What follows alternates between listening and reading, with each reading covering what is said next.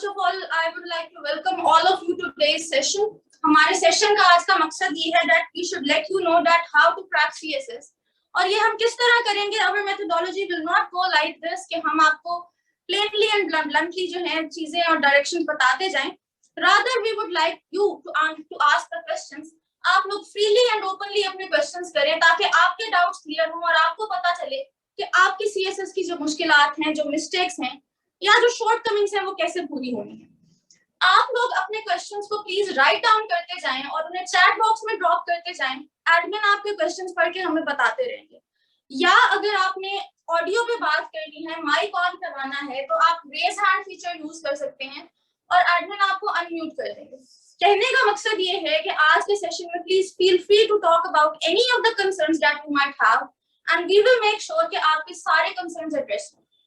So if the audio is completely clear by now, I would like to ask all of you कि आप लोग अपने थोड़े introductions दे दें, अपनी names बताएं, अपनी majors बता दें, अपनी graduation के बारे में बताएं, and we'll start the session from here.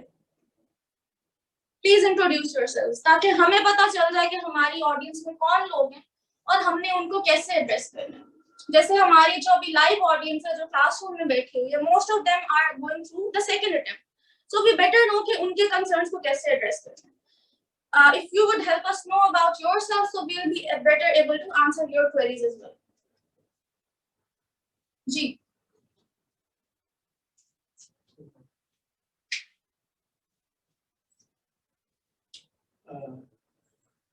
Alina was doing her house walk for LLB first time. What is that? हाँ. लेकिन आप रीड करते जाएं प्लीज. Silva, zoology.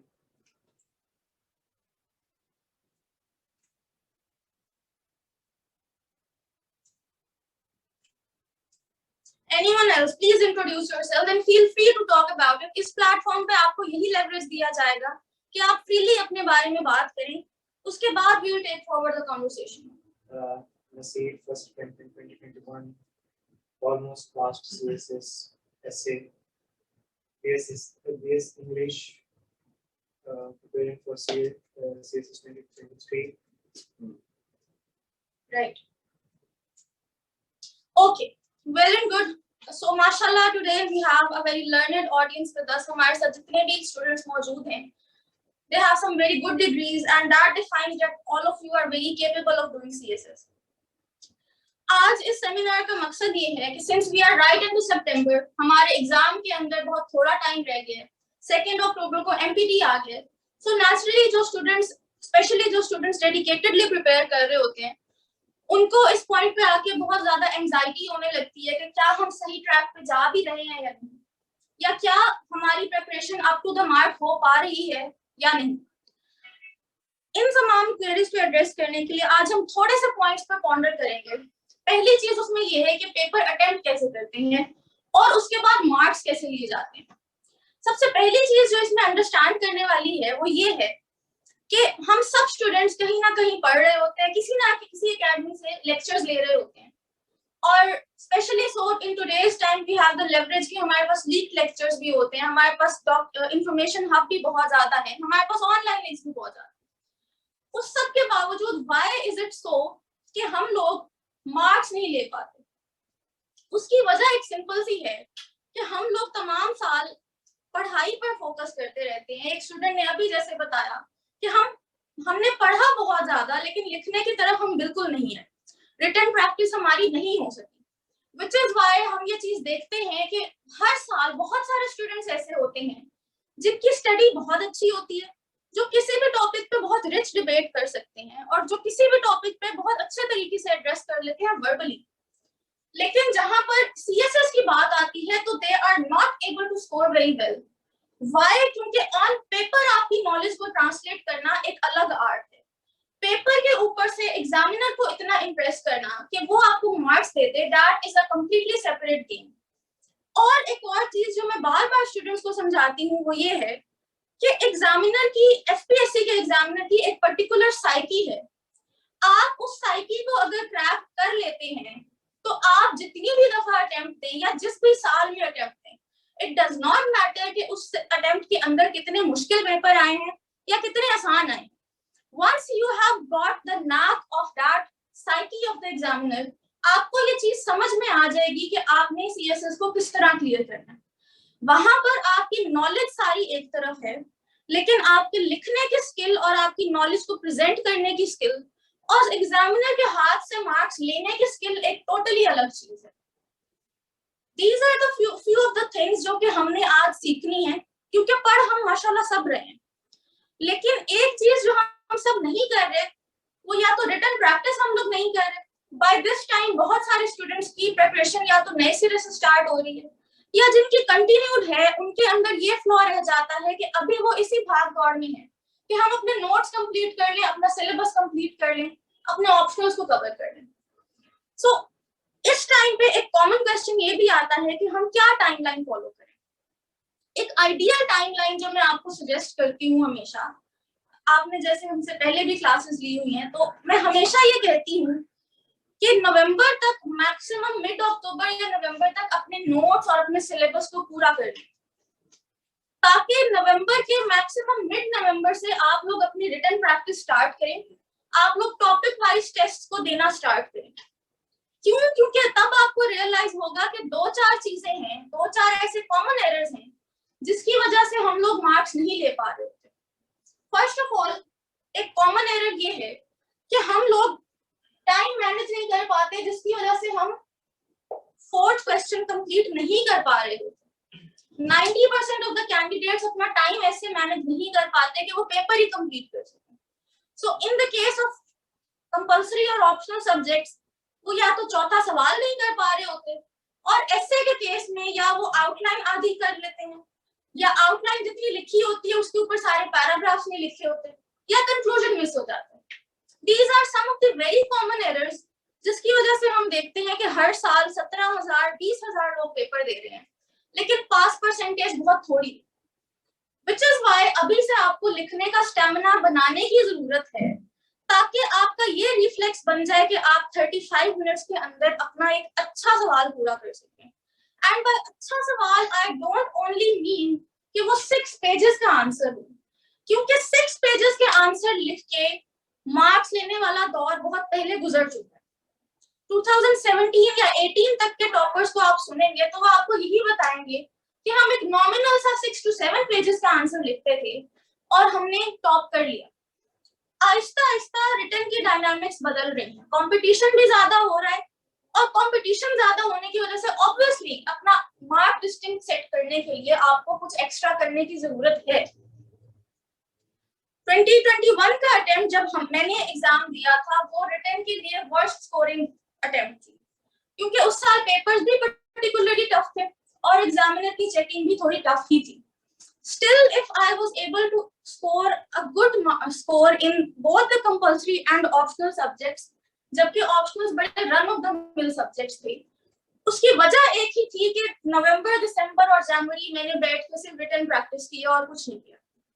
मेरा पैटर्न ये होता था कि वीक में 3 दिन मैंने क्वेश्चंस अटेम्प्ट करने हैं, एक दिन मैंने लीव लेके अपने पुराने नोट्स पूरे करने और अगले टेस्ट की तैयारी करनी. द वेरी नेक्स्ट डे मैंने बैठ के टेस्ट को अटेम्प्ट करना है, किसी भी सब्जेक्ट के 1-2 क्वेश्चन, और इस तरह से सिस्टमैटिक वे में मेरे पास एक ऐसा स्केड्यूल था जो स्केड्यूल हम अपने स्टूडेंट्स को भी अब फॉलो करवाते हैं. और वो स्केड्यूल ये था कि हर हफ्ते में मेरा 100 मार्क्स कवर हो जाते थे, और by the start of January I was free.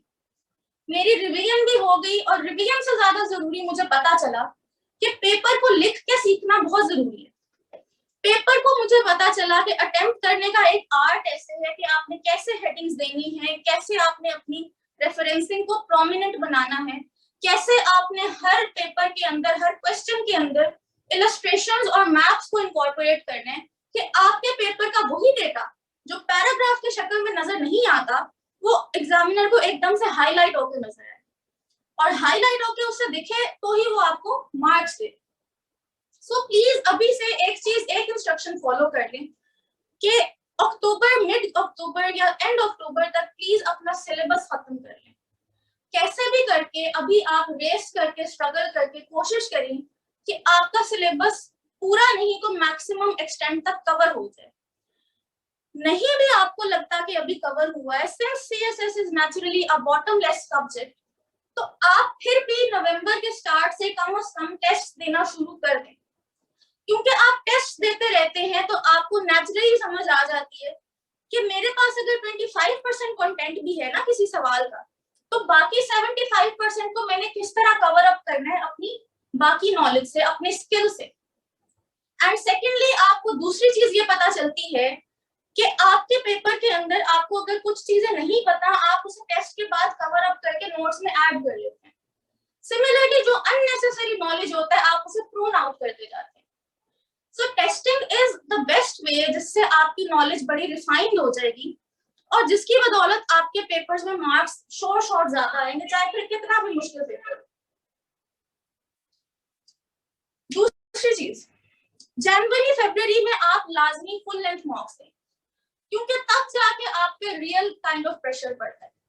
और उस रियल काइंड ऑफ प्रेशर के अंदर जब 4 सवाल इकट्ठे करने और दिन के 2 पेपर देने हैं, that is 6 hours of exams.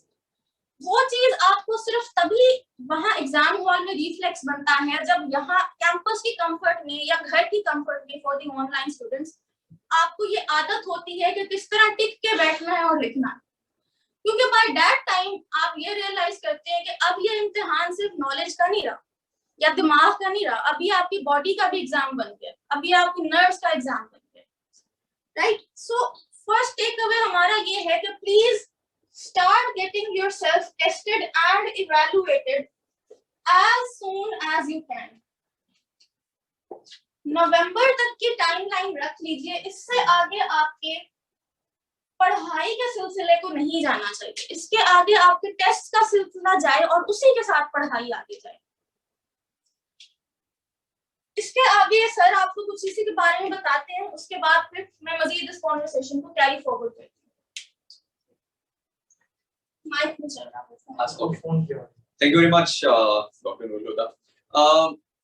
काफी चीजें जो हैं डॉक्टर साहब ने कवर करनी, इसके अंदर 2-4 चीजें जो हैं वो मैं आपके सामने कुछ एड्रेस करना चाहता हूँ इस कन्वर्सेशन के अकॉर्डिंगली, ताकि आपको अंदाजा हो कि कौन सी चीजें हैं जो हमें मजीद इसको आगे लेकर चलें। एक चीज जो मुझे मैंने अंडरस्टैंड की और मैंने फील की है, स्टूडेंट्स जो गलती करते हैं वो गलती ये करते हैं कि स्टूडेंट्स को ना कोई ये नहीं समझाता कि एक सब्जेक्ट के नॉलेज को ना कभी एक सब्जेक्ट तक महदूद नहीं करते। CSS is always smart work. CS is less of a hard work. आप हार्ड वर्क जरूर करते हैं, आपको स्मार्ट वर्क करना नहीं सिखाता कोई बंदा।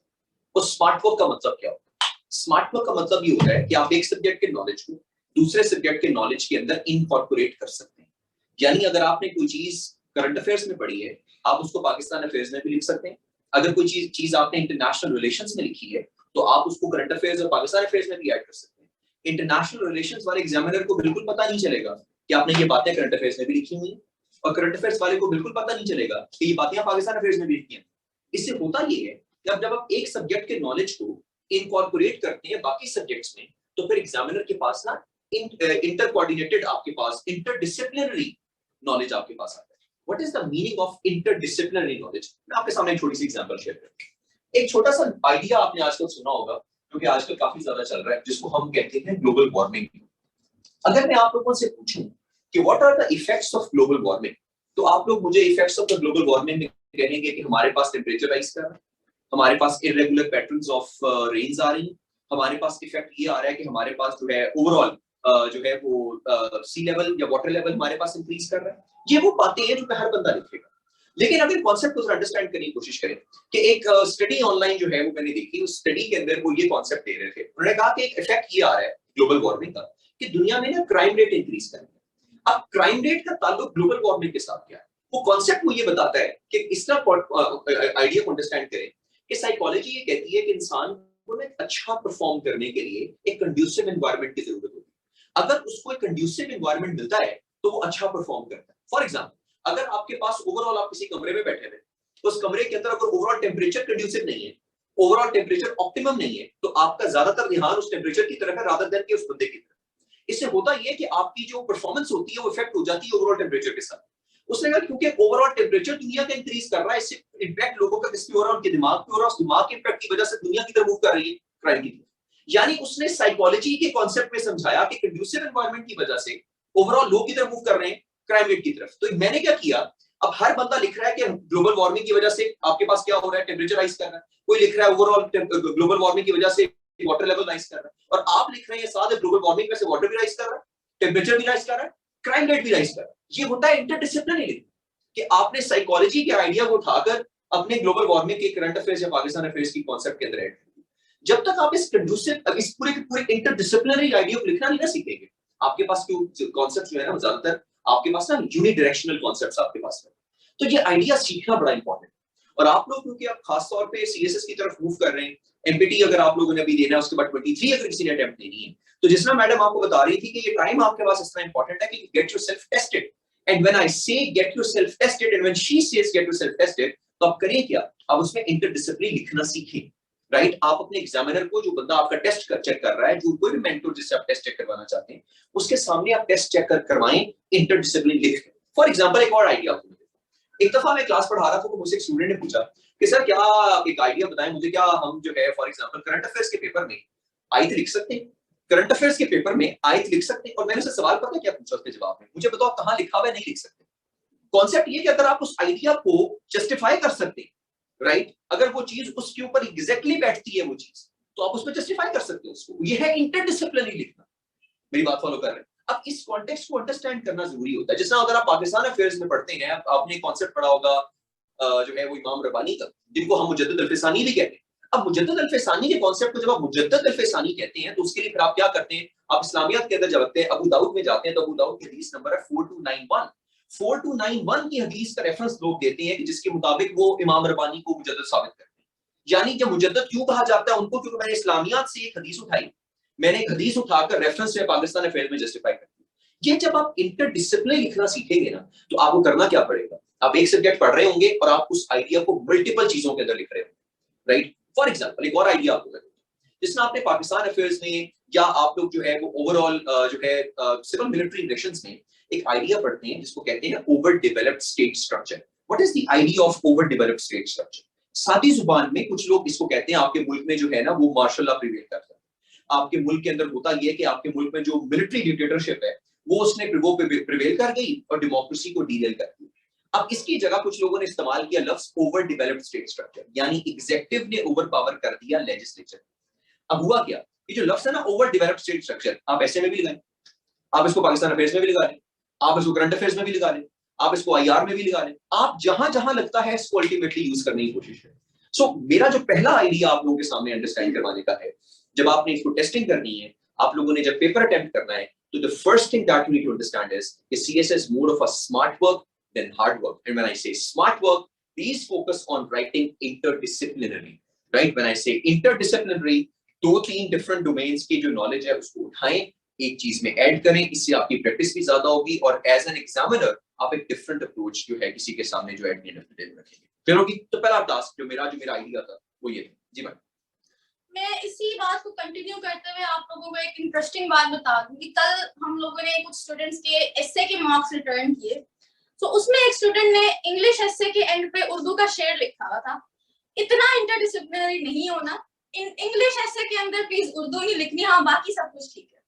सो as far as the concept of going interdisciplinary goes, मैं कल पे स्टूडेंट्स को यही बता रही थी कि सीएसएस के अंदर मार्क्स लेने की जहां पर बात है ना, उसका greater part relies on the fact कि उन 3 घंटों के अंदर आपका दिमाग काम किया या नहीं। उन 3 घंटों में आपके रिफ्लेक्सेस अगर इतने शार्प है ना कि आपको क्वेश्चन थोड़ा भी आता है तो आपने इंटरडिसिप्लिनरी नॉलेज के साथ रिलेट करके उसको इतना सैटिस्फैक्टरीली डील कर लिया है कि एग्जामिनर आपको मार्क्स दे और 14-15 मार्क्स दे, तो that is the whole thing. ज्यादा से ज्यादा पढ़े जाना सीएसएस का नाम नहीं है, that is just one component of it, it's not the whole of it. ज्यादा से ज्यादा लिखना उसका एक बहुत बड़ा कंपोनेंट है। सो इंटरडिसिप्लिनरी होने में, जैसे एक सर आपको बता रहे थे, मेरे ज़हन में 2-3 रेफरेंसेस आए। जैसे फॉर एग्जांपल इस्लामियात के पेपर में बहुत सारे लोग अभी कमेंट्स में भी पूछ रहे हैं, वो ये पूछते हैं कि मार्क्स कैसे अच्छे आए।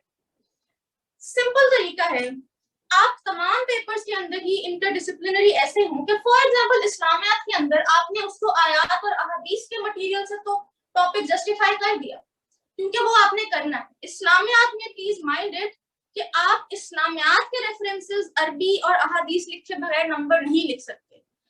हम क्या करते हैं, हम इस्लामियात के अंदर अपना ओपिनियन दिए जाते हैं और उसके अंदर जो एक्चुअल आपके पास रेफरेंस के जो सोर्सेज हैं जो सिर्फ शरीयत है या आपके एफपीएससी के रिकमेंडेड स्कॉलर्स हैं, हम उन्हें कोट नहीं करते।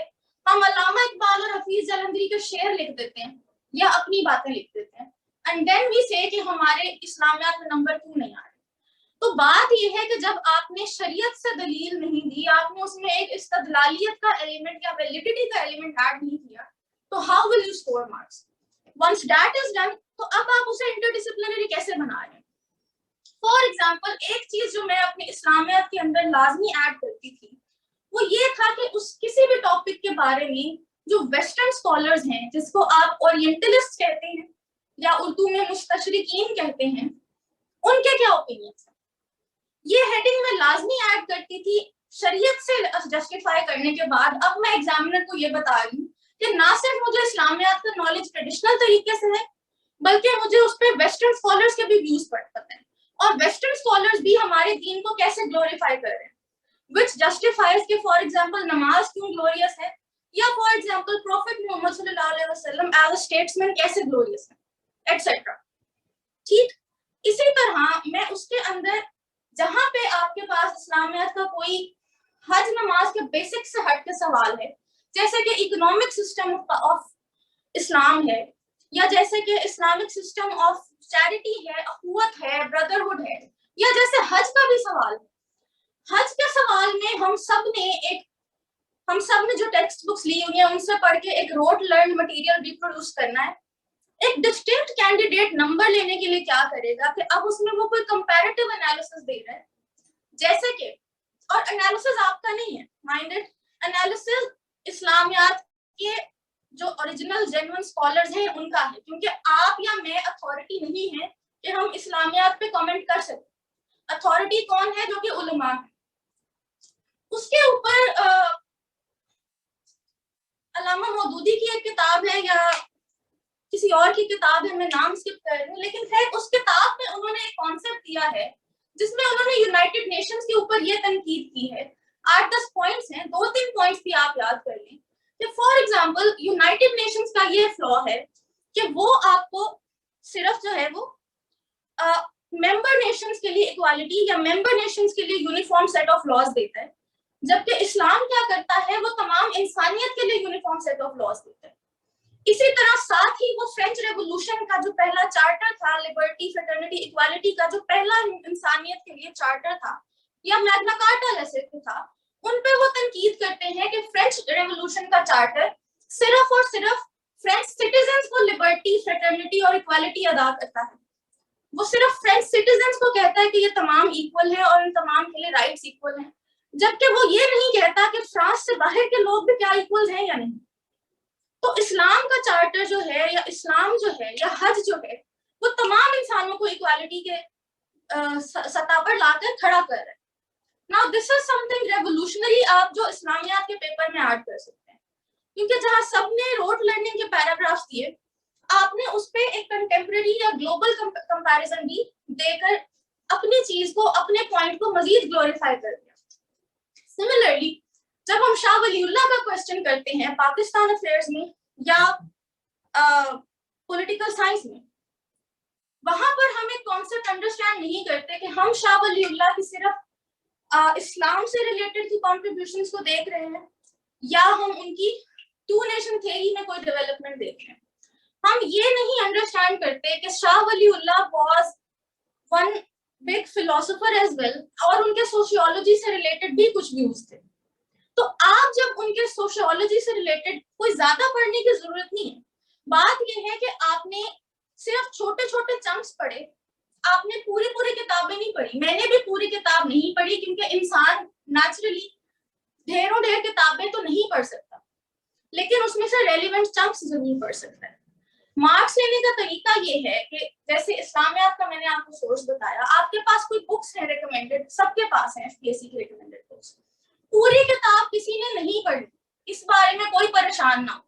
आपने करना सिर्फ ये है कि उसकी पीडीएफ सॉफ्ट में ले ली, हमसे ले लें, बेशक हमारे पास काफी मटेरियल पड़ा हुआ है, या आपको हार्ड कॉपी लेनी है, हार्ड कॉपी ले ली, उसमें से सिर्फ आपने वो चैप्टर या वो हिस्सा पढ़ना है जो कि आपके सिलेबस का कंपोनेंट है। जैसे इकोनॉमिक सिस्टम ऑफ इस्लाम जो है वो सिलेबस का कंपोनेंट है, आपने कंटेंट्स में से या फहरिस्त में से वो हिस्सा देखा और वो सफा खोल के बस वो पढ़ लिया। अब वो पूरा चैप्टर भी नहीं पढ़ना, उसमें से भी सिर्फ एक दो रेफरेंस लाइंस लेनी है, क्योंकि आपको नंबर लेने के लिए सिर्फ 2 लाइनें चाहिए बाकी चीजों से हटके। बाकी चीजें याद करें, लेकिन नंबर लेने के लिए सिर्फ एग्जामिनर को ये बता दें कि एटलीस्ट मैंने किताब खोली जरूर थी। That's it. हर टॉपिक के लिए हर सब्जेक्ट में कोई कोई 2-2 लाइनें ऐसी उठा लें जो दूसरा आपका दोस्त नहीं लिख रहा, पूरी किताब पढ़े बगैर, राइट। इसी तरह जो सोशियोलॉजी के स्ट्रक्चर के रिलेटेड शाह वलीउल्लाह के थोड़े से भी रिमार्क्स हैं, आप उसकी सिर्फ हेडिंग बना के वो थोड़े से रिमार्क्स भी लिख दें, बहुत ज्यादा नहीं, आपको नंबर हेडिंग के मिल रहे हैं, एग्जामिनर हेडिंग पे टिक करे और उसे पता चल गया कि थोड़ी सी डिफरेंट पॉइंट ऑफ व्यू उसके पास है। सिमिलरली आप जब जैसे पॉलिटिकल साइंस का पेपर कर रहे हैं या आईआर का कर रहे हैं, या फॉर एग्जांपल करंट अफेयर्स का या यूरोपियन हिस्ट्री का पेपर अटेम्प्ट कर रहे हैं, तो ऐसा क्यों नहीं हो सकता कि जो कॉन्सेप्ट्स या जो थ्योरीज आपने पॉलिटिकल साइंस में पढ़ी हैं या आईआर सोशियोलॉजी में पढ़ी हैं, वो आप वहां क्यों नहीं लगा सकते, राइट। फॉर एग्जांपल आपके पास यूरोपियन हिस्ट्री में मोनार्की के ऊपर क्वेश्चंस आते हैं या फ्रेंच रेवोल्यूशन पे क्वेश्चंस आते हैं, तो आप उसके अंदर सब लोग वो लिखेंगे जो सबने पढ़ा, एंड पे आप एक थ्योरेटिकल एनालिसिस दे देते हैं कि फॉर एग्जांपल मॉन्टेस्क्यू का कुछ एनालिसिस था, ठीक है, या जॉन लॉक का एनालिसिस था कि किस तरह से लेजिस्लेचर की सुप्रीमेसी होनी चाहिए, which is exactly in line with the French revolution, जिसमें आपके पास बेसिकली मोनार्की ओवरथ्रो हो रही है and the people and the legislature is coming in power. अब आपने इंटरडिसिप्लिनरी काम कर लिया, पता चल गया एग्जामिनर को कि इसकी सिर्फ नैरो नॉलेज नहीं है, क्योंकि पढ़ा तो आप सबने सब सब्जेक्ट्स हैं, पढ़ने सबने 12 सब्जेक्ट्स हैं, लेकिन कौन हर सब्जेक्ट में ये दिखाए कि मैंने वो भी पढ़ा हुआ, मुझे ये भी पता है, that makes the cut. That is not to say that आप रेलेवेंट ना रहे, रेलेवेंट सारी इंफॉर्मेशन प्रोवाइड करने के बाद थोड़ी थोड़ी चीजें इस तरह की दें जिनकी बदौलत आप मार्क्स एक्स्ट्रा ले सकें। सर कमेंट करना चाहेंगे इस पे, तो वो ही विल कंटिन्यू, उसके बाद हम आपके क्वेश्चंस लेते हैं। ओके, बिल्कुल सही एग्जांपल दी, और उसके अलावा चलिए एक और एग्जांपल भी आपको जैसे आप पॉलिटिकल साइंस में या इंटरनेशनल रिलेशंस में बहुत सी थ्योरीज पढ़ते हैं, और वो थ्योरीज जो आप इस्तेमाल कर सकते हैं बाकी जगहों के ऊपर, क्योंकि जब मैं पढ़ा करता था तो मेरे उस्ताद उसको ना कहा करते थे कि आप अपनी जेब के अंदर ना इस तरह के जो है ना बम रखा करें, वो बम जो है ना चला दिया करें हर जगह, वो हर जगह चल जाते हैं इस तरह के बम। फॉर एग्जांपल एक छोटा सा कॉन्सेप्ट आपने पॉलिटिकल साइंस में या इंटरनेशनल रिलेशंस में पढ़ा होगा, कुछ लोग उसको थ्यूसिडाइड्स ट्रैप करते हैं, कहते हैं उसको थ्यूसिडिटीज कहते हैं, राइट। अभी कॉन्सेप्ट क्या है सादी जुबान में समझाने के लिए, एक फिलोसोफर था ग्रीक थ्यूसिडिडीज, कुछ लोग उसको थ्यूसिडाइड्स भी पढ़ते हैं, उसकी थ्योरी थी। अब थ्योरी की वो सादी जुबान में समझाता हूँ, वो लोग जिन्होंने ये नहीं पढ़ी हुई थ्योरी को शायद समझना है, जिन्होंने पढ़ी हुई शायद वो समझ आ सके। थ्यूसिडिडीज कहता था कि अगर एक सादी जुबान में समझाता हूँ, एक जंगल है, जंगल में अगर एक शेर रह रहा है, शेर की हुकूमत है, अगर उस जंगल के अंदर दूसरा शेर आने की कोशिश करेगा तो उन दोनों के दरमियान आपस में क्या हो जाएगी, लड़ाई, क्योंकि जंगल के अंदर पैरेलल गवर्नमेंट्स नहीं हो सकती, जंगल में सिर्फ एक शेर की गवर्नमेंट होती है। वो कहता है इस तरह में होता है, वो थ्यूसिडिडीज ट्रैप में फंस जाता है। मुझे एक बात बताइए, क्या यूएस चाइना थ्यूसिडिडीज ट्रैप में नहीं, क्या यूएस रशिया थ्यूसिडिडीज ट्रैप में नहीं, क्या मियां साहब खान साहब थ्यूसिडिडीज ट्रैप में नहीं, क्या कुफारे मक्का मुसलमान थ्यूसिडिडीज ट्रैप में नहीं। यानी एक थ्योरी आपने उठाई पॉलिटिकल साइंस की या आईआर की, वो जहां मर्जी लगा देगा, राइट, लेकिन आपको करना क्या आना चाहिए सर, आपको वो थ्योरी वहां पर फिट करनी है ताकि एग्जामिनर को लगे कि ये वाकई थ्योरी यहाँ पर फिट होती है। ये एग्जांपल आपके पास बड़ी जरूरी थी, ये सब एग्जांपल दूंगा। अच्छा, दूसरी जब रेफरेंसेस की बात कर रही थी सर, मैडम भी रेफरेंसेस की बात कर रही थी, कुछ लोगों की आदत होती है कि उनको ना कि सबने बताया हुआ है रेफरेंस देने, और फिर वो जानबूझ के पता क्या अज्यूम कर लेते हैं कि हम गलत रेफरेंस भी दे देंगे ना तो एग्जामिनर को पता नहीं चलेगा कि ये गलत रेफरेंस है, खैर है कोई बात नहीं, अपनी तरफ से कोटेशन बना दी। और अल्हम्दुलिल्लाह हमारे बहुत से अफलातून ऐसे भी हैं जो अपनी तरफ से हदीस भी लिखा था वहां पर, क्योंकि शायद एग्जामिनर को पता ही नहीं चलता। अब इस मैं आप इसी एग्जांपल आपको कुछ अर्सा पहले की बात है, पेपर चेक कर रहा था, यूनाइटेड नेशंस में पेपर था, और एक वो स्टूडेंट था हमारा, उसने ना रेफरेंस दिया हुआ according to article 131 of the UN charter, ये आर्टिकल का रेफरेंस दिया। अब अल्लाह के बंदे को ये नहीं पता कि शायद एग्जामिनर को पता है कि यूनाइटेड नेशंस चार्टर के सिर्फ 111 आर्टिकल, 131वां आर्टिकल ही नहीं। अब उसने अपनी तरफ से एक रेफरेंस दिया है ताकि अल्टीमेटली हो गया कि मेरा रेफरेंस भी पूरा हो गया और एग्जामिनर को लगे कि इसने रेफरेंस भी दी। आप यकीन कीजिए गलत रेफरेंस आपको ज्यादा नुकसान दे, क्योंकि एक तो एग्जामिनर का मूड ऑफ करेंगे, यानी कि आपको शायद पता था आपने जानबूझ के गलत दिया रेफरेंस, या आप बेवकूफ समझ रहे हैं एग्जामिनर को। ये काम मैट्रिक एफएससी में शायद हुआ करते थे किसी दौर के अंदर, लोग कहा करते थे जी मैट्रिक एफएससी के अंदर हम जो है काम करते थे, अब सीएसएस में ऐसा नहीं। इस कॉन्सेप्ट को जरा अंडरस्टैंड करें। जब आप रेफरेंसेस की बात करते हैं, मैडम भी बात कर रही थी, you need to come up with absolute correct references. जब करेक्ट रेफरेंसेस की बात करेंगे तो इसका मतलब ये है कि वो बिल्कुल ठीक रेफरेंसेस आपके पास at the end of the day जो है होने चाहिए। ये बात समझ आ रही है?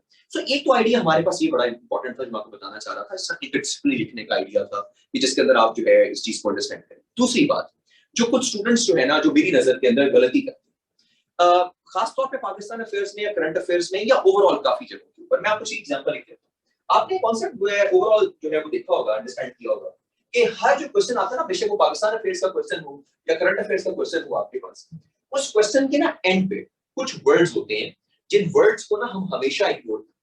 फॉर एग्जांपल आपने देखा होगा कुछ क्वेश्चन के शुरू के अंदर लिखा जाता है एक्सप्लेन, कुछ वर्ड्स के शुरू में लिखा जाता है या एंड पे लिखा जाता है कमेंट, कुछ क्वेश्चंस के एंड पे लिखा जाता है आपके पास डिस्कस, कुछ लोग कहते हैं एनालाइज, राइट, या इवैल्यूएट, या आपके पास असेस, राइट। अगर अच्छा दूसरी बात साथ बात करते, अगर आपकी राइटिंग मेरी जैसी राइटिंग है ना, तो इट इज हाई टाइम कि आप राइटिंग को थोड़ा सा बेहतर करें, कोशिश करें कि मेरी जैसी राइटिंग जो आपके पास नहीं होनी चाहिए।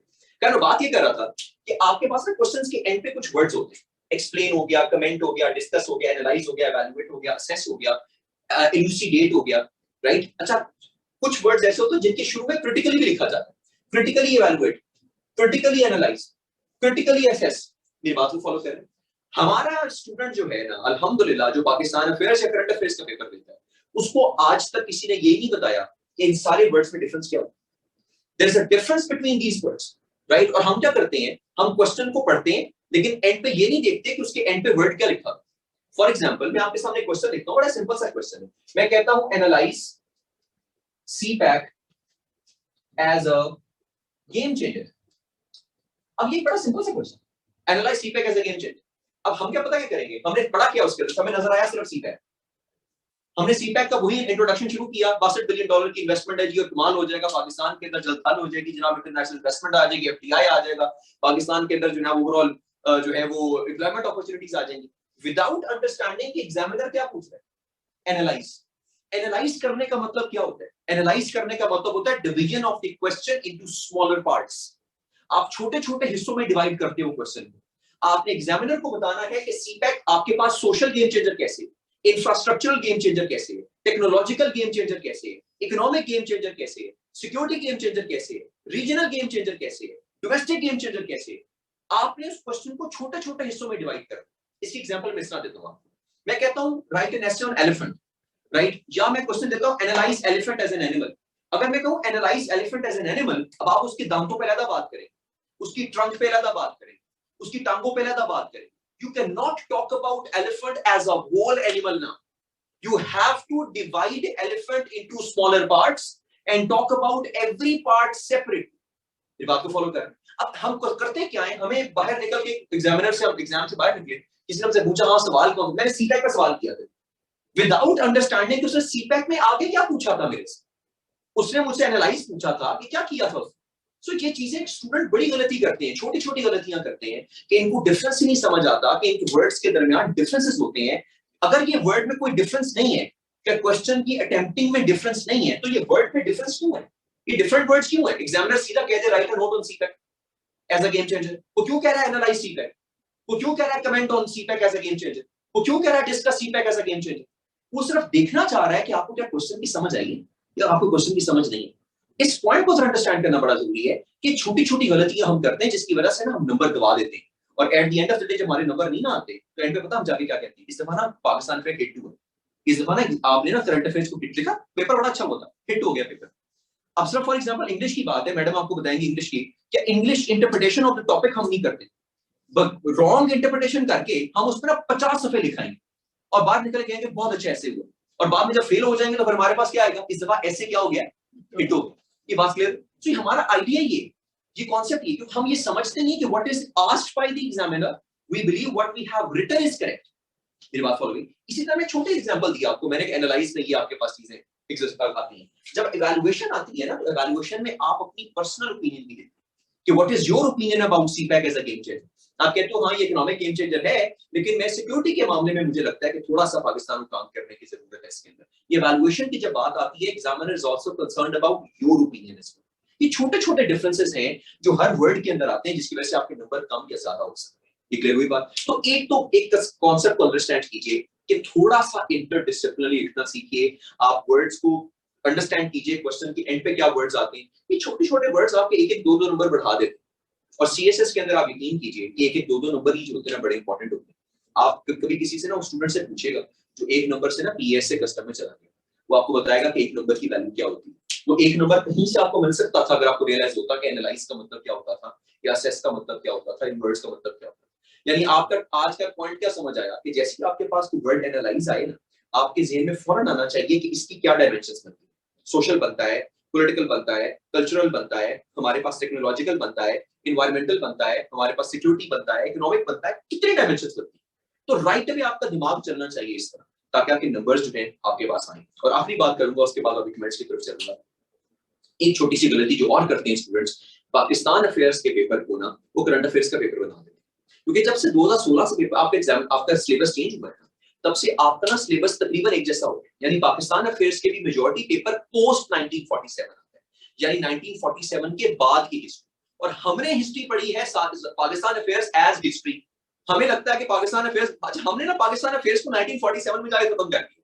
अच्छा मजे की बात है, पाकिस्तान अफेयर्स शुरू ही 47 में हुआ, क्योंकि तब तो पहले इंडियन अफेयर्स पढ़ रहे हैं, उससे पहले तो हम है ही नहीं, राइट। अब इस कॉन्सेप्ट के हम पाकिस्तान अफेयर्स को शुरू कर देते हैं हम पास से, और खत्म कर देते हैं 47 में। लेकिन एग्जामिनर ने चेंज कर दिया 2016 के बाद। अब वो आपसे कम से कम 5 सवाल 1947 के बाद से देता है।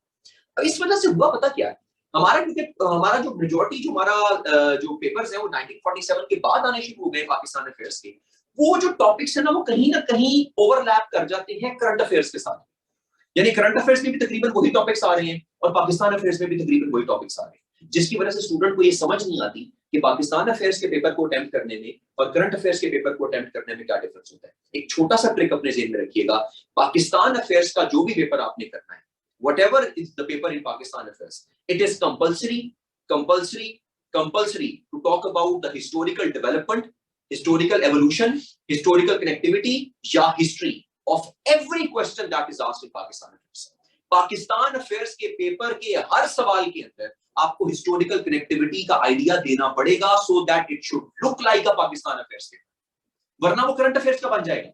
अगर मैं ये सवाल आपको कहूं analyse CPEC as a game changer Pakistan affairs में और करंट अफेयर्स में आपको ये सवाल दे दूं, फिर आप क्या करेंगे? आपको समझ ही नहीं आएगी इसमें चेंज क्या करूं। क्योंकि अब अगर मैं पाकिस्तान अफेयर्स में ये सवाल दूंगा तो फिर आप क्या करेंगे, आप सीपैक की थोड़ी सी हिस्ट्री भी बताएंगे, जिसमें आप लेकर चलेंगे कि शायद 2013 के अंदर president Xi Jinping idea of BRI लेकर आए थे, जिसमें उन्होंने ओबीओआर का आइडिया दिया था, वन बेल्ट वन रोड का। वहां से उन्होंने आइडिया स्टार्ट किया सीपैक का, उस पे 6 कॉरिडोर्स बनाने की बात की उन्होंने। ये थोड़ा सा हिस्ट्री की तरफ आप लेकर जाएंगे पाकिस्तान अफेयर्स। लेकिन अगर आप इसको करंट अफेयर्स में अटेम्प्ट कर रहे हैं तो करंट अफेयर्स में it is optional to talk about history of every question, लेकिन पाकिस्तान अफेयर्स में कंपल्सरी।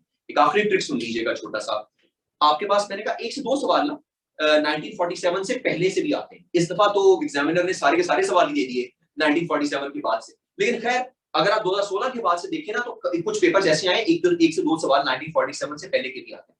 अगर सवाल आपका 1947 से पहले का भी आए तो प्लीज कोशिश कीजिएगा उसको अटेम्प्ट कीजिएगा, so that it should look like a Pakistan affairs paper. बेशक सैंडविच कर लें आप, एक 1947 के बाद का क्वेश्चन कर लिया, फिर 1947 से पहले क्वेश्चन कर लिया, so that it should be sandwiched. Examiner को लगे कि ये पाकिस्तान अफेयर्स का पेपर है, वरना आप करंट अफेयर्स का पेपर बना देंगे और आपके लिए नंबर आना मुश्किल हो जाएगा। क्लियर होगी बात? तो या पाकिस्तान अफेयर्स के पेपर के हर सवाल में हिस्ट्री, अगर जो 1947 के बाद का अटेम्प्ट कर रहे हैं, और जो 1947 से पहले कर रहे हैं उसको तो आपने वैसे हिस्ट्री ऑटोमेटिकली ऐड ही कर देनी है। ये 2 चीजें बड़ी इंपॉर्टेंट थी करंट पाकिस्तान अफेयर्स की। जी मैडम। ओके हम लोग अब क्वेश्चंस आप लोगों के ले लेते हैं, आपकी इजाजत हो तो पहले हम ऑनलाइन की ले लें क्योंकि देयर आर ऑलमोस्ट 100 पीपल और आप लोगों के लिए हम इधर ही हैं। मैं चाहूंगी कि हम तसल्ली के साथ जरा ओपनली डिस्कशन करें, ठीक है सर? प्लीज ऑनलाइन वालों के क्वेश्चंस लीजिएगा। I have a question related to political science. What was your strategy for acing this subject? Political science के बारे में आप 2-3 चीजें अंडरस्टैंड कर लें for everyone who is opting for political science. Political science का जो सब्जेक्ट है उसकी जो फाउंडेशन है या बुनियाद है वो उसका थ्योरेटिकल पोर्शन। थ्योरेटिकल पोर्शन को ही अटेम्प्ट या कवर करते हुए हमें सबसे ज्यादा रशीदारी होती है और हम थ्योरेटिकल पोर्शन में से ही सबसे ज्यादा डंडी मारने की कोशिश करते हैं। That is not to say कि आप सारे के सारे फिलोसफर्स करें, लेकिन जो फिलोसफर्स हम सब ही कर रहे होते हैं एटलीस्ट उनको बहुत अच्छे तरीके से करें। हमारे बेसिक जो ग्रीक या हेलेनिस्टिक फिलोसफर्स हैं सबसे पहले हमारी we should get their basic straight और उसके बाद जो बाकी के हर कोई सीनियर या टीचर आपको टिक मार्क करके देगा ना कि सिर्फ ये वाले फिलोसफर्स कर लो, उनके बारे में प्लीज थॉरोली रीड कर लीजिए। और दूसरी चीज, उनके बारे में किसी एक फिलोसफर के बारे में दूसरे पॉलिटिकल फिलोसफर के क्या व्यूज हैं उसके बारे में कोटेशंस लिखिए और उसके बारे में अपने पास कुछ हेडिंग्स रखिए। बिल्कुल इसी तरह जैसे मैंने बताया कि आपके पास इस्लामियात है तो उसके बारे में वेस्टर्न स्कॉलर्स के भी व्यूज रखिए, उसके बारे में इस्लामिक स्कॉलर्स के भी व्यूज रखिए। सिमिलरली जब फॉर एग्जांपल आई नो ये क्वेश्चन आएगा कि पंजाबी में कैसे टॉप स्कोर लेना है, पंजाबी का भी जैसे सब्जेक्ट है तो जब आप उसका प्रोज या पोएट्री टैकल कर रहे हैं तो उसके राइटर्स के बारे में दूसरे राइटर्स के क्या ख्यालात हैं इसके बारे में भी लिखिए, उनका क्या क्रिटिक्स का क्या कहना है उसके बारे में लिखिए। तो थ्योरेटिकल पोर्शन पहले उसकी थ्योरी क्या है उसको अच्छी तरह से अंडरस्टैंड करें और फिर थ्योरी के बारे में फ्लो डायग्राम्स लाजमी बनाएं। ये एक ऐसी चीज है जो कि हर स्टूडेंट नहीं करेगा और ये वही स्टूडेंट कर पाएगा जिसको उस थ्योरी की वाकई स्मॉलेस्ट चंक के अंदर अंडरस्टैंडिंग हो गई इन अ वेरी प्रॉपर वे। तीसरी चीज, जो भी थ्योरी है मैंने आपको बताया उसके बारे में क्रिटिक्स का क्या कहना है। Fourthly, have a ton of examples to quote about this and preferably some historical examples as well. 2 किस्म की examples you should keep them up your sleeve. ये चीजें वो होती हैं जो कॉमन जिंदगी में हम सब ने सुनी होती हैं, हमें सिर्फ अप्लाई करना नहीं आ रहा होता क्योंकि हमें कभी किसी ने बताया नहीं होता कि पॉलिटिकल साइंस में कैसे नंबर लेने हैं या इन एग्जांपल्स को सोचना और लिखना कैसे सीखना है। ये चीजें लिख लिख के भी आती हैं और बार बार जब आप किसी के मेंटोरिंग में चेक करवाते हैं तो वो भी आपको बार बार बताता है कि अच्छा इसमें तुम्हें पता तो ये था तो ये लिखा क्यों, ये क्यों नहीं सोचा, राइट? फॉर एग्जाम्पल आपके पास जब प्लेटो की थ्योरी आती है तो आप सबने सुना होगा कि फाशिज्म जो है या नाजीज्म जो था वो कहीं कहीं कहा जाता है कि प्लेटो की थ्योरी से इंस्पायर्ड है क्योंकि वो एक ऑल पावरफुल किंग की बात करता है, वो डिक्टेटोरियल वैल्यूज की बात करता है और वो सर्टेन अमाउंट ऑफ यूजेनिक्स की भी बात करता है, व्हिच मींस कि आपके जो फालतू या डिसेबल्ड पॉपुलेशन है या अनयूजफुल पॉपुलेशन है उसको बाहर निकाल देना चाहिए and only the useful people should be bred in any civilisation और अ स्टेट। उसने एक एग्जैक्ट नंबर भी दिया कि एक परफेक्ट स्टेट के अंदर इतने नंबर ऑफ सिटीजन होने चाहिए, जाके उसके बारे में पढ़िएगा, ठीक है? इस तरह की चीजों को आप इंटर रिलेट करके लिखें कि प्लेटो की थ्योरी का मॉडर्न हिस्ट्री के अंदर क्या ऑफशूट थी। इसी तरह चीजों की कंटेम्पररी दौर के अंदर भी एग्जांपल्स लिखिए, सोच के लिखिए। जैसे मैंने अभी बताया कि जब मॉन्टेस्क्यू सेपरेशन ऑफ पावर की बात करता है तो आप उसमें फ्रेंच रेवोल्यूशन की बात कर लें या आप उसमें मॉडर्न डे जो आपका पार्लियामेंट्री सिस्टम है उसकी बात कर लीजिए। कहने का मकसद ये है कि पॉलिटिकल थ्योरी और प्रैक्टिस को साथ साथ लेके चलें, थ्योरी और प्रैक्टिस को इंटर रिलेट करके चलें, राइट? इसी तरह एग्जांपल आपके पास ये है, फॉर एग्जांपल आप किसी फिलोसफर का नाम बताएं and I will tell you कि उसमें आप क्या एग्जांपल दे सकते हैं। सॉरी, एरिस्टोटल ने, फॉर एग्जाम्पल, हम सब ने एक टेक्स्ट बुक पढ़ी है, उसमें लिखा हुआ है कि एरिस्टोटल ने स्लेवरी को जस्टिफाई किया, ठीक है। अब आप उसको मॉडर्न कॉन्सेप्ट्स की तरफ ले जाएं, सबसे पहले आपको उसके ऊपर बड़ा इजीली कुछ क्रिटिक्स के व्यूज मिल जाएंगे। कार्ल पॉपर एक फिलोसफर है, उनके मिल जाएंगे, या किसी और फिलोसफर्स के मिल जाएंगे जो ये बताएंगे कि स्लेवरी क्यों जस्टिफाइड थी, ठीक है। फिर उसको मॉडर्न डे कॉन्टेक्स्ट में ले जाएं। अब जिसने यूएस हिस्ट्री पढ़ी है वो उसे रोजा पार्क्स से रिलेट कर ले, या सारी जो मूवमेंट चली थी उससे रिलेट कर ले। फिर उसको मॉडर्न डे उसकी जो ऑफशूट्स है उसकी तरफ ले आए।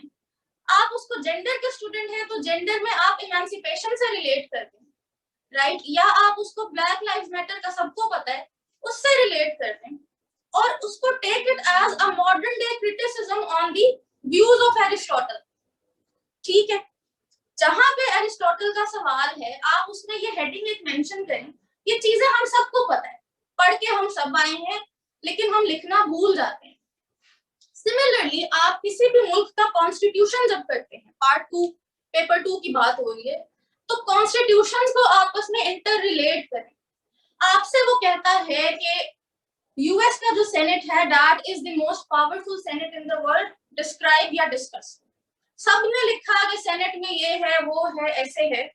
अब आप उसमें कोई कंपैरेटिव एनालिसिस दे दें ब्रिटिश सेनेट के, सॉरी पाकिस्तान के सेनेट के साथ, या किसी दूसरे मुल्क के अपर हाउस के साथ, कि कंपैरेटिवली उनकी पावर्स इतनी कम है, लिहाजा दिस अगेन रीइंफोर्सेस माय ओपिनियन कि why US senate is the most powerful senate in the world, जो कि उसने पूछा हुआ। इसी तरह सबसे ज्यादा मुश्किल किस चीज में नंबर लेना होता है, पेपर 1 के पार्ट बी में, जिसमें अजीब से टॉपिक्स है, पब्लिक ओपिनियन, लिबर्टी, बड़े आर्बिट्रेरी और वेग से टॉपिक्स हैं। उनमें भी अगेन नंबर लेने का एक सादा टोटका यही है कि number 1 related with some form of theoretical point of view.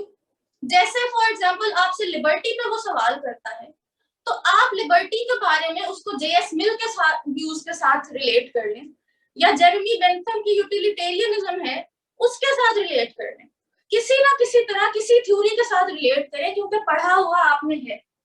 And number 2, आप लिबर्टी को डिस्क्राइब करते हुए उसके जो जो पॉइंट्स बता रहे हैं ना कि लिबर्टी क्या है, लिबर्टी क्यों होनी चाहिए, हर पॉइंट के साथ एग्जांपल देते जाएं, हर पॉइंट के साथ एग्जांपल, ठीक है।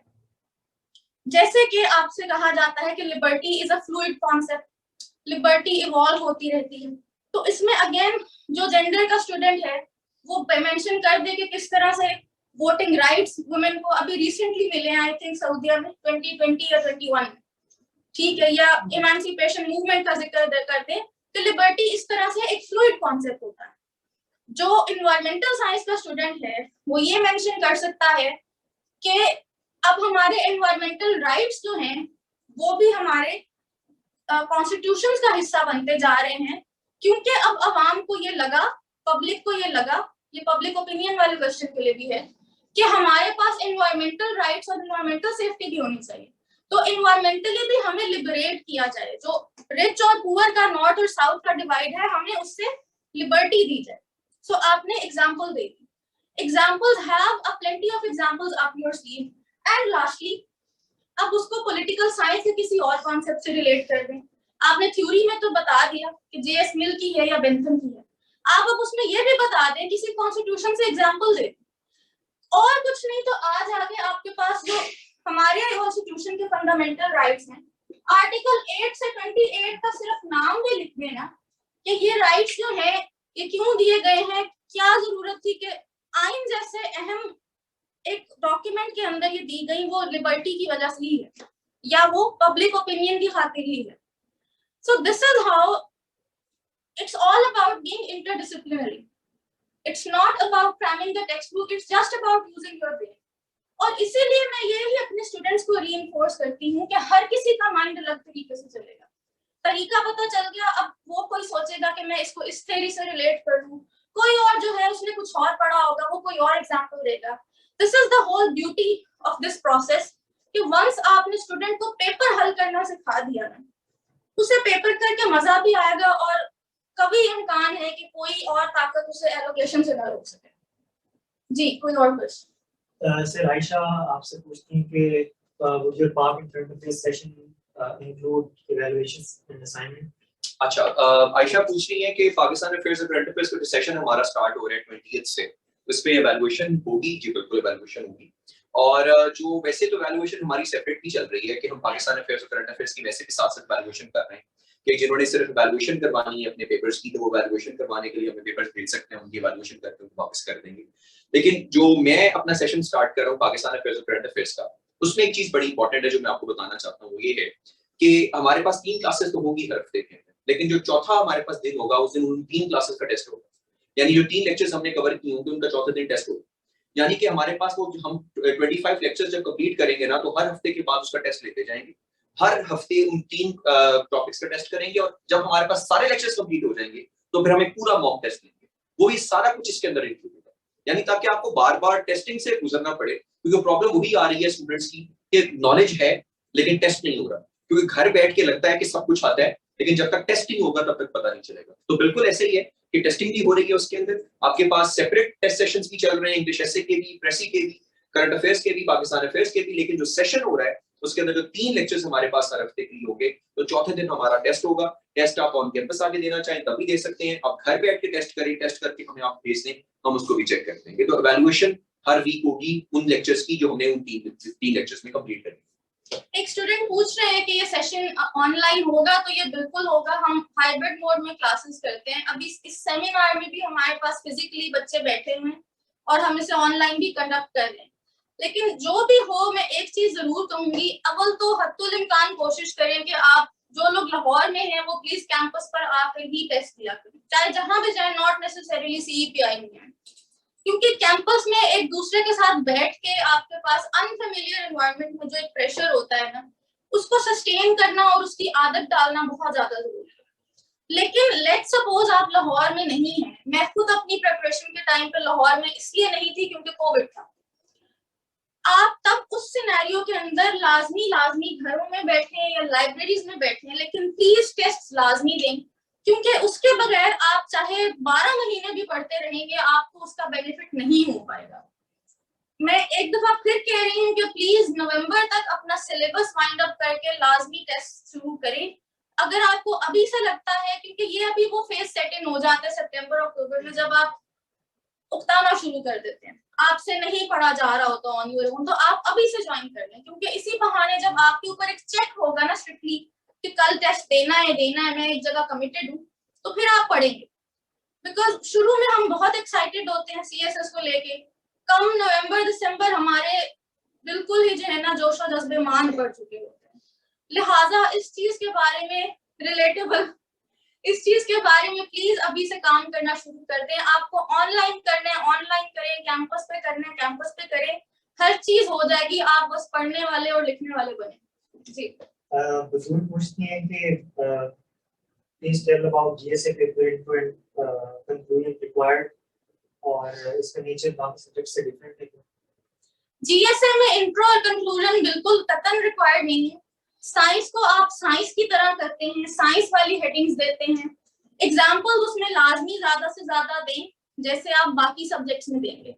लेकिन नेचर किस तरह से डिफरेंट है कि ऑब्वियसली एक साइंस सब्जेक्ट है, तो आप उसमें ज्यादा से ज्यादा फिगर्स ड्रॉ करेंगे और आप उसमें ज्यादा से ज्यादा पाई चार्ट्स, ग्राफ्स, डायग्राम्स को, साइंटिफिक डायग्राम्स को बनाएंगे। एक चीज है जो ज्यादातर स्टूडेंट्स करते हैं, एक दफा मैं उन्हें बता दूं ना कि GSA में डायग्राम ज्यादा बनाते हैं, तो वो मक्खियां और चूहे मारना शुरू कर देते हैं। ऐसा नहीं करना।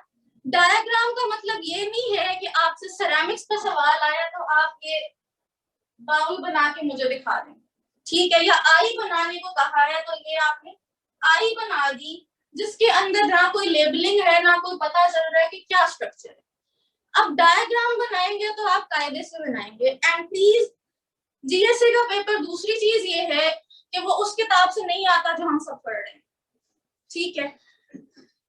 GSA का पेपर आप पास्ट पेपर्स एंड पे उठा के देखते हैं तो पता चलता है ये तो दुनिया ही और थी, मैं अभी तक कुछ और कर रहा था। आप किताब पढ़े लाजमी, क्योंकि हमने एक ओवरव्यू लेना है रफली, लेकिन बी प्रिपेयर्ड कि आपको किसी भी किस्म के सवाल आ जाएंगे।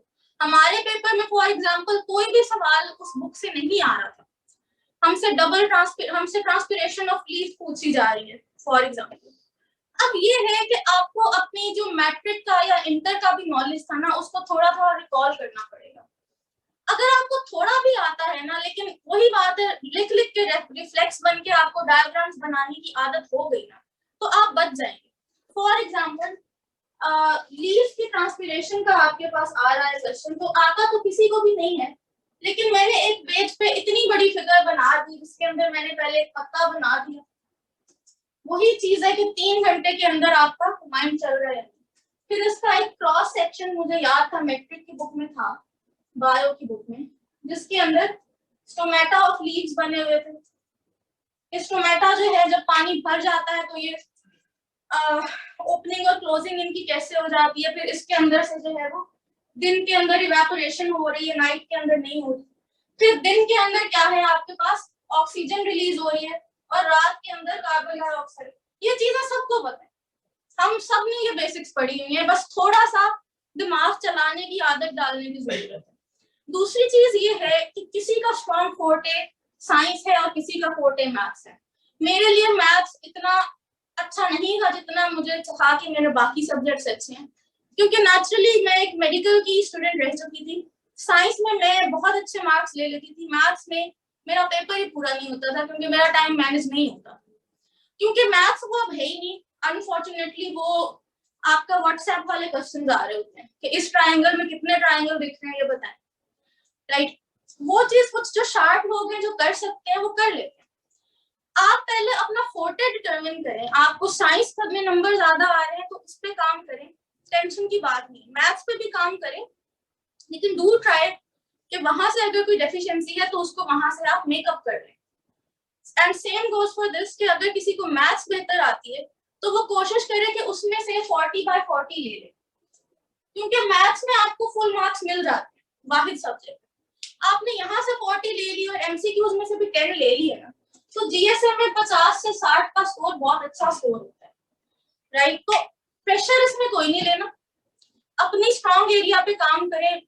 इट्स ओके अगर आपको मैथ्स ज्यादा नहीं आ रही या साइंस में वो उसका यूजुअली बायस बायोलॉजी के टाइप की तरफ हो जाता है, वो नहीं आ रही तो कोई मसला नहीं इसमें। रिजवान पूछते हैं कि पाकिस्तान हिस्ट्री, यूएस हिस्ट्री और ब्रिटिश हिस्ट्री में से बेहतर कौन सा सब्जेक्ट है? बेहतर वो है जिसकी समझ आपको बेहतर आती है। ये सर बताएं। क्वेश्चंस जरा रिपीट कर दिया। अच्छा बिल्कुल, क्वेश्चन पूछा है मैंने, रिजवान ने क्वेश्चन पूछा कि पाकिस्तान हिस्ट्री के, इंडो पाक हिस्ट्री के अंदर, यूरोपियन हिस्ट्री के अंदर और यूएस हिस्ट्री के अंदर आपके पास ज्यादा अच्छा सब्जेक्ट कौन सा है, ये पूछा उन्होंने। अच्छा, ये जो डेफिनेशन है ना अच्छे सब्जेक्ट की, ये अच्छे डेफिनेशन, ये जो आइडिया ही बड़ा अजीब सा है। अच्छा सब्जेक्ट जो है ना वो हर बंदे के लिहाज से डिफरेंट है। अब ये डिपेंड करता है कि आपने सवाल किस कॉन्टेक्स्ट में पूछा कि यार नंबर किसके अंदर आते हैं। एक चीज को अंडरस्टैंड करने की कोशिश कीजिए। मैं हमेशा स्टूडेंट्स को ये कहता हूँ कि जब भी आपने कोई सब्जेक्ट ऑप्शनल में रखना है, उसको रखने के लिए जो 2 टॉप चीजें रखनी है ना आपने अपने ज़हन के अंदर, एक, किस सब्जेक्ट का मटेरियल सबसे ज्यादा अवेलेबल, राइट। 2 सब्जेक्ट्स मेरे पास, मुझे समझ नहीं आ रही मैं यूरोपियन हिस्ट्री रखूं, मुझे समझ नहीं आ रही मैं यूएस हिस्ट्री रखूं, दोनों में देखो कि दोनों में से सबसे अच्छा मटेरियल किसका अवेलेबल है।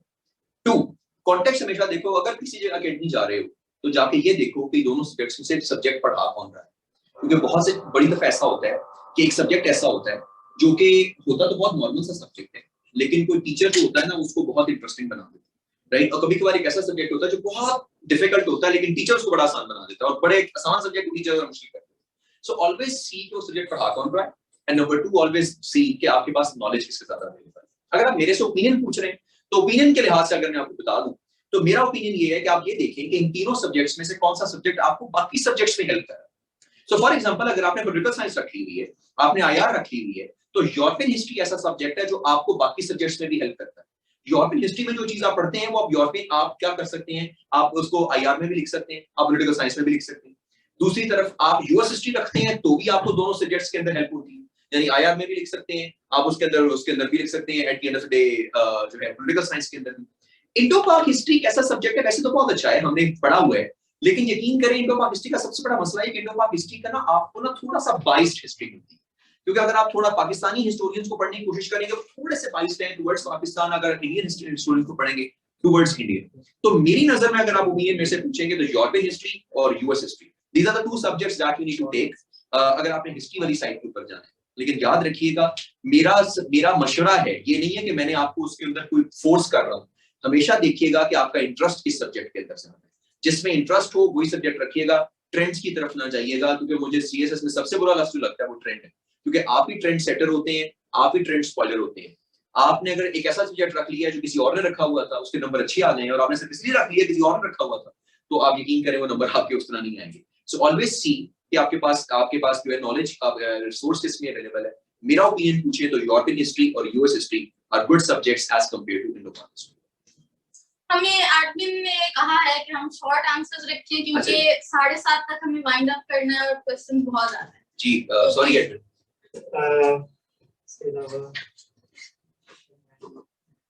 इंट्रोडक्शन और कंक्लूजन सारे 12 सब्जेक्ट्स में नेसेसरी है या is it just for current affairs? Introduction और कंक्लूजन सब सब्जेक्ट्स में जरूरी है, सिवाय जनरल साइंस एंड एबिलिटी के, सिवाय प्रेसी के। यूएस हिस्ट्री में मैप्स बनाने चाहिए, बिल्कुल बनाने चाहिए। मैप्स आपको हर सब्जेक्ट में ही मैं बनाना सिखाती हूँ। बाय द एंड जब मैं वर्कशॉप्स कराती हूँ या अभी जो हम लेक्चर्स कर रहे हैं, एस्से के अलावा और प्रेसी के अलावा आप कोशिश करें हर सब्जेक्ट के अंदर मैप्स बनाएं, स्पेशली जो हिस्ट्री सब्जेक्ट है उनमें तो मैप्स की और टाइमलाइंस की इतनी इंपॉर्टेंस है जितनी शायद ही किसी और सब्जेक्ट में। जी। How to learn antonyms and synonyms for English pressing? देखिए, antonym, synonym, pair of words, idioms का एक सिंपल फॉर्मूला है। मैं नहीं कहती कि कोई किताब उठा के उसको रट्टा मारना शुरू कर दें, because it doesn't work out. पढ़ लें, रीड कर लें एक दफा, जितने उसमें से इडियम्स वगैरह याद रहते हैं या सिनोनिम्स एंटोनिम्स याद रहते हैं वो कर लें। दूसरी चीज, पास्ट पेपर्स के सिनोनिम्स एंटोनिम्स अक्सर ही रिपीट हो जाते हैं, same goes for pair of words. तीसरी चीज ये है कि उसका सिंपल तरीका ये है कि आप रोज जो पढ़ते हैं, डॉन पढ़ते हैं या न्यूज़पेपर पढ़ते हैं या आप कुछ फॉर एग्जांपल इंस्टाग्राम पे ही पढ़ रहे हैं, कोई आपको मुश्किल लफ्ज लग रहा है, उसको अपनी फैक्ट बुक में खुद लिखें अपने हाथ से कि ये लफ्ज या इडियम मुझे नहीं समझ आया, और फिर खुद उसका गूगल करके मीनिंग देखें और लिखें उसे, और महीने में एक दफा आपने फैक्ट बुक को रीड कर लेना, वो बेस्ट तरीका है। मैंने personally I had a friend जिसने एग्जाम से एक रात पहले 6000 लफ्जों की सिनोनिम्स एंटोनिम्स तैयार किए थे, और सबको पता है 2021 में कौन से सिनोनिम्स एंटोनिम्स आए थे। मैंने नहीं किए थे तैयार, मेरे फिर भी उसमें से 12 से 14 ठीक हो गए, और उसका एक भी क्यों नहीं ठीक हुआ था? वजह सिंपल सी है, जब आप अपने हाथ से काम करते हैं ना, तो आपको आहिस्ता आहिस्ता आपके रिफ्लेक्सेस और आपके जो हैं वो तुक्के भी इतने एक्यूरेट होने लगते हैं कि आपको लफ्जों की सेंस थोड़ी समझ आने लग जाती है। आपको पता चल जाता है क्विक का लफ्ज जो है वो पॉजिटिव वाला मीनिंग रखेगा या नेगेटिव रखेगा, एलिविएट जो है वो किस तरफ जा रहा है।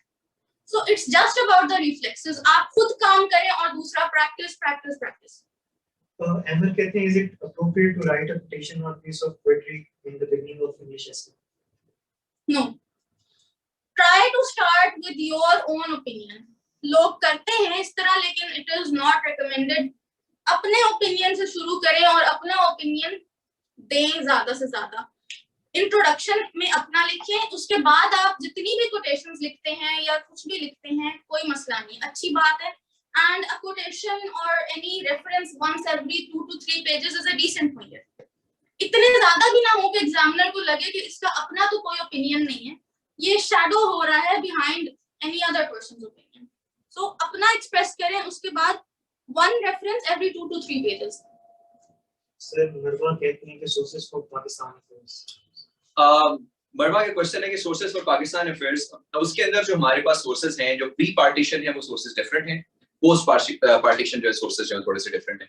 पोस्ट पार्टीशन की अगर आप जानना चाहें ना, तो पोस्ट पार्टीशन के ऊपर ज्यादातर कोशिश करें कि आप जो है ना रिसर्च पेपर्स को ज्यादातर पढ़ें, क्योंकि रिसर्च पेपर्स ऐसी चीजें हैं जो जिसमें बहुत ऐसी चीज लिखी हुई होती है जो कि आम किसी किताब में आपको नहीं मिलती, राइट। तो उसमें कॉन्टेक्स्ट ये है कि कोशिश करें कि आप रिसर्च पेपर्स की तरफ जाएं। रिसर्च पेपर्स आप कहाँ से पढ़ सकते हैं? आप इप्री के रिसर्च पेपर्स को देख सकते हैं, राइट। आप ISSI के रिसर्च पेपर्स को देख सकते हैं, इस्लामाबाद इंस्टीट्यूट ऑफ स्ट्रेटेजिक जो आपके पास इस्लामाबाद स्ट्रेटेजिक स्टडीज इंस्टीट्यूट। उसके अलावा आप NTU के आपके पास जो है वो पेपर्स आती हैं जिसको हम जो है वो मार्गला पेपर्स कहते हैं, मार्गला पेपर्स, ये पेपर्स बहुत अच्छे हैं एनडीयू के, यहाँ से आप देखें पाकिस्तान अफेयर्स के करंट अफेयर्स काफी ज्यादा अच्छी चीजें आपको अपडेटेड इसके अंदर से मिल जाती हैं। अगर आप इसके अलावा कुछ और किताब देखना चाहते हैं तो आपके पास हामिद खान साहब की किताब है बहुत अच्छी, constitutional and political history of Pakistan by Hamid Khan. It's a very good book on constitutional development and political development. तो आप किताब देखना चाहें तो हामिद खान साहब की किताब देखें, constitutional political history of Pakistan.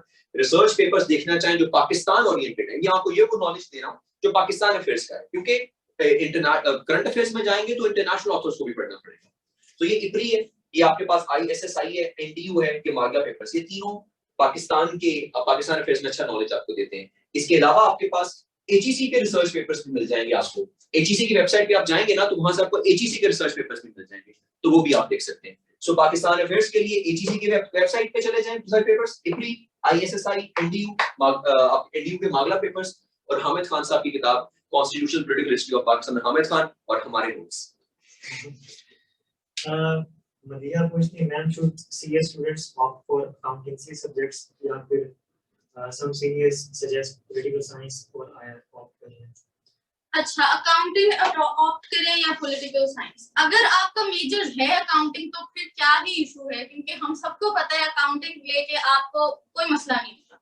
आप अकाउंटिंग, इकोनॉमिक्स, बिजनेस एड इस तरह के सब्जेक्ट्स रखें, आपके अच्छे मार्क्स आ जाते हैं। बिकॉज अकाउंटिंग ऐसा सब्जेक्ट है मैथ्स की तरह जिसमें आपको ऑल और नन किस्म के मार्क्स मिल रहे होते हैं। सो एक चंक में आपको ज्यादा चीज मिल जाती है। एक चीज देखिए कि जितने भी सोशल साइंसेज है ना, उसमें आपका सब्जेक्टिव ओपिनियन है, जिसकी वजह से एग्जामिनर का ओपिनियन है और आपका ओपिनियन है, आपको उससे बहुत जोर लगा के कन्विंस करना है, जिसकी वजह से मार्क्स कम ज्यादा होने का खदशा होता है।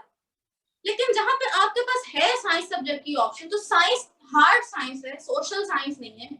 उसके अंदर एक आंसर है, एक यूनिवर्सल फैक्ट है या एक इक्वेशन है, तो वही है। उसमें ऐसा नहीं है कि आप समझते हैं कि x की वैल्यू या अलजेब्रिक जो आपके एल्गोरिथम्स हैं, अलजेब्रिक जो है इक्वेशन है वो और है, तो मैं समझूंगी कुछ और। फिक्स्ड साइंसेस हैं, उनमें सब्जेक्ट ऑप्ट करें, कोई खतरे वाली बात नहीं। अगर आप वाकई उस सब्जेक्ट में अच्छी थी, अगर आपने अपने शौक से CA किया था तो। अच्छा, एक और क्वेश्चंस बहुत रेपिटेटिवली आ रहे हैं। जेंडर स्टडीज और एनवायरमेंटल साइंस, इन दोनों में से बेहतर कौन सा क्वेश्चंस है? अच्छा, मैं इस क्वेश्चन के अंदर थोड़ी सी एडिशन कर देती हूँ। दो चीजें हैं, एक तो हैव मल्टीपल बुक्स के या ऑथर्स के sources up your sleeve. Book reviews या बुक्स की जो समरीज हैं, हमारी कोशिश है कि उनके ऊपर एक वीडियो सीरीज स्टार्ट करती जाए, क्योंकि बुक्स पूरी नहीं पढ़ी जाती। आपको 2 मिनट में एक उसका क्रक्स चाहिए, क्योंकि आपने नंबर लेना, आपने फलसफी नहीं बनना।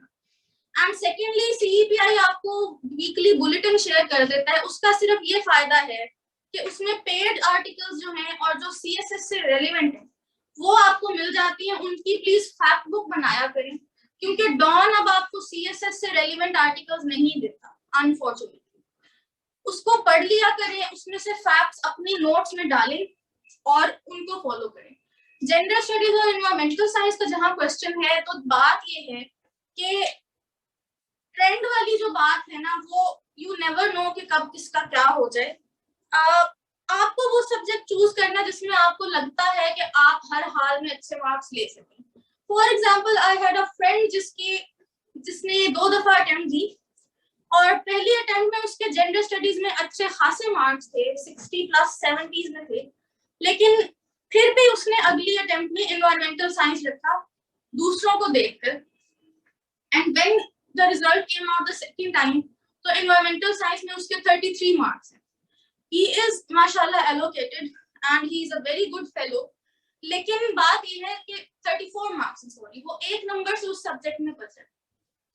बात ये है कि अब उसका अगर फोर्टे है जेंडर स्टडीज का, उसे सोशल साइंसेज अच्छी आती है, तो क्या जरूरत है कि वो हार्ड साइंस रखे? तो प्लीज अपनी एबिलिटी को जज करें। आप पास्ट पेपर्स को देख लें, आप लेक्चर्स को देख लें, आप सिलेबस को देख लें।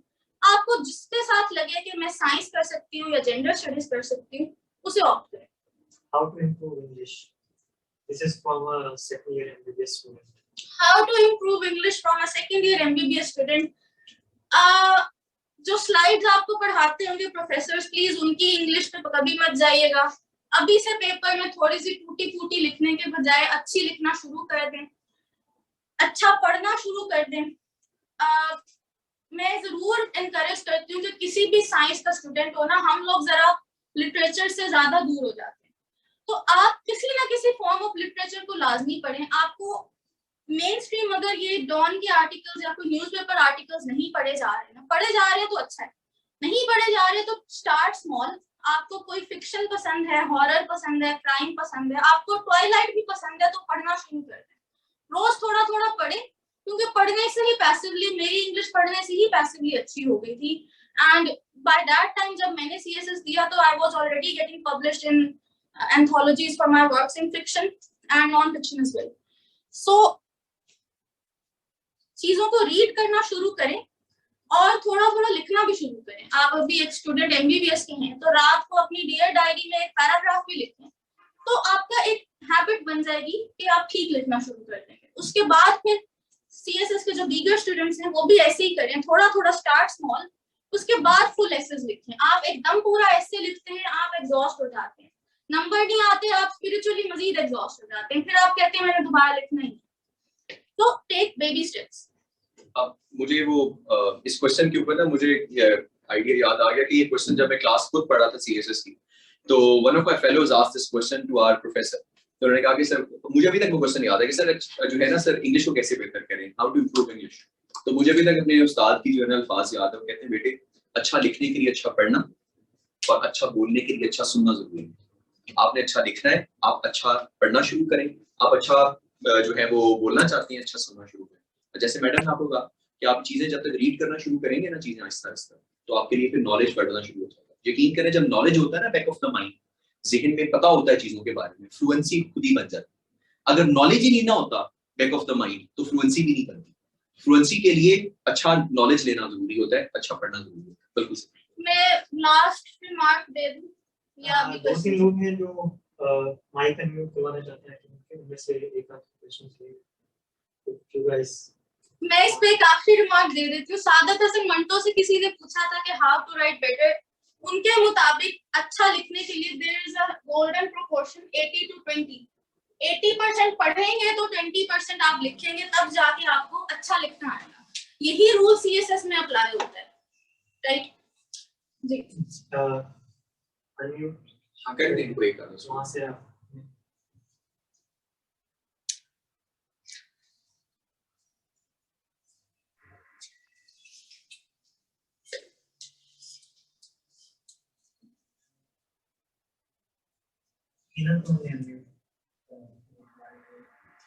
जी अस्सलाम वालेकुम। हिना, आपकी आवाज बहुत थोड़ी आ रही है। अस्सलाम वालेकुम।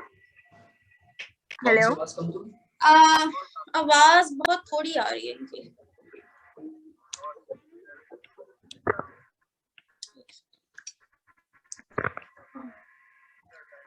हेलो जी हिना बोलिए। अस्सलाम वालेकुम मैम। वालेकुम अस्सलाम। मैम मेरा क्वेश्चन ऑप्शनल सब्जेक्ट से रिलेटेड है। एक तो मैंने यूरोपियन हिस्ट्री ऑप्ट किया है, लेकिन काफ़ी सारे स्टूडेंट्स और जो के टीचर्स भी हैं वो सब यही कह रहे हैं कि बहुत लेंथी है, गलत कर दिया, चूज कर दिया, उसको पढ़ना भी शुरू कर दिया। तो अब I am very much confused about this, and another subject like being a doctor and being a science student, I thought the geography would work better for me than any other social science subject like sociology और पंजाबी वगैरह।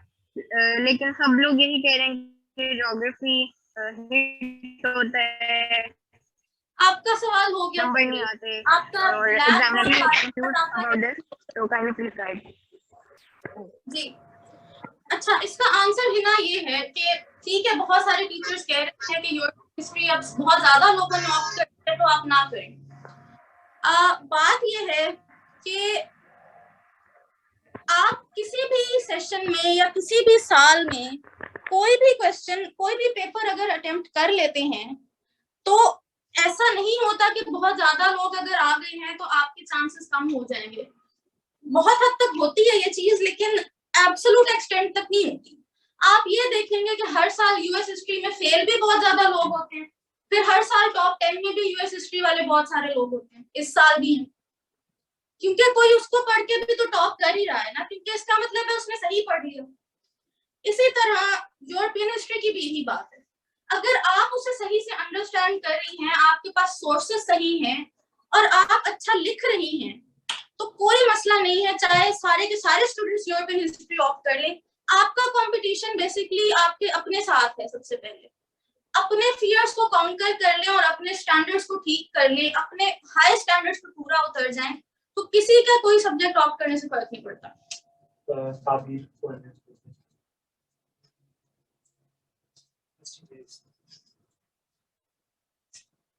Okay Sabir, जी ताबीर।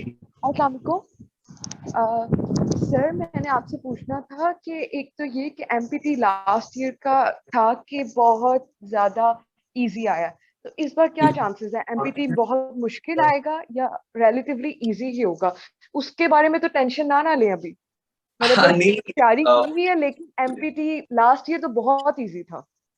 जी अब देखें उसमें context ये है कि last year easy था, तो अभी होप के इस साल भी अल्लाह खैर करे इजी हो, ताकि आपके लिए जो है वो आसान आए। देखिए ये तो पेपर एग्जामिनर ने सेट करना है and we hope wish and pray कि इस दफा भी जो है वो आसान हो। लेकिन आपने जो ये कहा जाता है कि always hope for the best and prepare for the worst, तो आपने तैयारी तो फिर वर्स्ट की करनी है, आपने तैयारी सिर्फ मुश्किल की करनी है and hope for the best ही करना है। ऐसे सिनेरियो में मेरा अपना ओपिनियन ज्यादा ये है कि इस दफा भी आसान इसलिए आएगा क्योंकि एमपीटी की ना आपके पास बाकी काफी पीछे एग्जांपल्स कोई एग्जिस्ट नहीं करती, आपके पास पीछे कोई ज्यादा सोर्सेज नहीं है कुछ हमारे पास ना। जैसे फॉर एग्जांपल कोई भी पेपर होता है ना उसमें पास्ट पेपर्स काफी ज्यादा होते हैं, तो एग्जामिनर पास्ट पेपर से हेल्प ले लेता है कभी कभी, तो एमपीटी में ना पास्ट पेपर्स हैं कोई नहीं, इसलिए एग्जामिनर जो है ना थोड़ा सा आसान ही रखेगा इस चीज को, क्योंकि एग्जामिनर के पास सोर्सेज जरा कम है। तो उसके लिए आप करें ये कि आपके पास करंट और पाकिस्तान अफेयर्स के जो पुराने जितने भी पास्ट पेपर्स हैं उनको आप कवर कर लें थोड़ा सा, और आपके पास जितने अच्छे मैगजीन्स आते हैं आपके पास जो है वो पाकिस्तान के अंदर, उनके पास जो है एमसीक्यूज भी उसके अंदर आते हैं, वो भी देखें। pakmcqs.com एक वेबसाइट है, उसको देखें, वहां से आपको एमसीक्यूज काफी जो अच्छे मिल जाएंगे। तो मुझे उम्मीद है कि इस दफा भी आसान इसलिए आएगा क्योंकि आपके पास ना एग्जाम्पल नहीं है एमपीटी की काफी ज्यादा, अगर सोर्सेज और एग्जाम्पल्स हो ना पास्ट की तो थोड़ा सा मुश्किल पेपर आता है, तो मेरा ओपिनियन है कि थोड़ा सा आसान। ओके गाइस, हमें एडमिन की तरफ से आया है एक हुक्मनामा कि अभी 1 hour 30 minutes हो चुके हैं, तो we should wind it up. वो ये भी बता रहे हैं कि आप लोगों के बहुत ज्यादा क्वेश्चंस हैं, सो हम ये कर सकते हैं कि next week we can again have this seminar, ताकि जो लोग रह गए हैं उनके क्वेश्चंस एड्रेस हो जाएं। जो लोग लाहौर में बैठे होते हैं और वहां पे फोन पे बैठे होते हैं, प्लीज वो इधर आके किया करें, क्योंकि जो बात कैंपस की होती है वो ऑनलाइन की नहीं होती। लेकिन अगर आपकी कोई मजबूरी है तो फिर आप ऑनलाइन जरूर आए। So thank you very much for joining us. हमारी सेशंस अभी ऑनगोइंग हैं, आप उनकी इंफॉर्मेशन एडमिन से ले सकते हैं। एसए की क्लासेस अभी स्टार्ट हो रही हैं, करंट अफेयर पाक अफेयर की इवैल्यूएशंस भी हैं, क्लासेस भी हैं और टेस्ट सेशन भी स्टार्ट हो रहे हैं। तो उसके अलावा भी आपकी कोई क्वेरीज हो तो आप एडमिन से किसी भी time feel free to ask them और कांटेक्ट देम। नेक्स्ट वीक इंशाल्लाह we will try our best कि हम क्लासेस से कुछ टाइम निकाल के आपको मजीद टाइम दे सकें। Thank you very much for your time and attention. Take very good care and I hope कि आप लोगों की प्रिपरेशन बहुत अच्छे तरीके से चलेगी and someday we will see you and we will be able to address your questions directly. Take care and अल्लाह हाफिज।